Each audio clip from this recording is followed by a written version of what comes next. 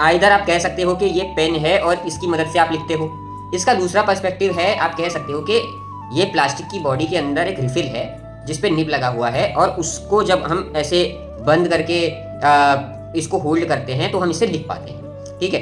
और आसान भाषा कहती है कि इस पूरे को हम पेन कहते हैं। अब यहाँ पे एक तो लॉजिकल थिंकिंग थी जिसने बोला कि भाई पेन जो है वो तो ये है अंदर, ठीक है, ये दोनों अलग अलग चीजें हैं। एक थी कि मेरा पेन यही है पूरा का पूरा, ठीक है।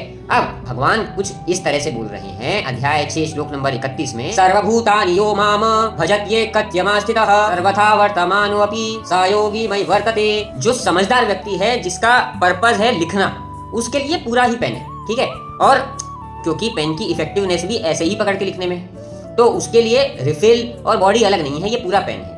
जो लॉजिकल थिंकिंग वाला बंदा है, जो ज्यादा सोच रहा है, उसके लिए रिफिल अलग है, बॉडी अलग है। भगवान कह रहे हैं जो योगी है उसके लिए भगवान और मैं अलग नहीं हूँ, उसके लिए भगवान और मैं एक ही हैं, क्योंकि मैं ही भगवान हूँ, मैं ही यहाँ का सृजन करता हूँ, मैं ही इसको रचता हूँ, मैं ही इसका विनाश करता हूँ, मेरी मर्जी से सब हो रहा है। परंतु जो योगी नहीं है, जो ओवर थिंकर्स हैं, जो विचलित लोग हैं, वो ये नहीं समझ पाते। उनके लिए भगवान कोई और है, इंसान कोई और है, हर एक चीज कुछ और है। परंतु मैंने जैसे तुम्हें बताया कि हर एक चीज में भगवान को देखो, यानी कि मुझे देखो, क्योंकि ये पूरा संसार मैं ही हूँ, कि भगवान हम सब में है, हर चीज में है, और इसीलिए हर तरफ भगवान है। और दो नहीं है, भगवान अद्वैत रूप में ही वास करते हैं, परंतु उनके अलग अलग नाम है।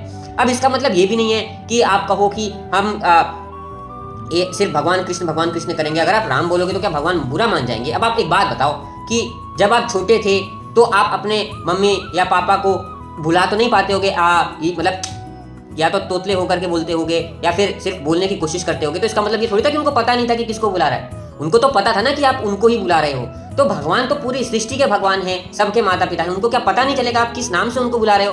तो इस चक्कर में पड़ना ही नहीं है कि हम उनको किस नाम से पुकार रहे हैं। शिव, कृष्ण, राम, राधा, कुछ भी बोल सकते हैं। उनको पता है कि हम उन्हीं से बात कर रहे हैं, पर वो भाव आना चाहिए। वो भाव आएगा जब हम सब में उनको देख पाएंगे।